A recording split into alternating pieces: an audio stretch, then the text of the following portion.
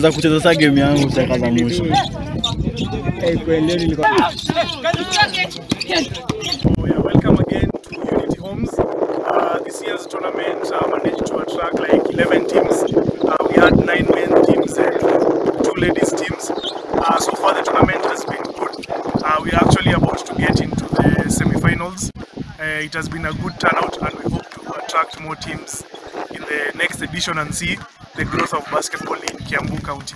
Daniel, a player in the Thika Wolves. The team is based in Thika. We're so proud to go into society. It's a tournament to build as players, and build a good community around the place. To exposed to beer.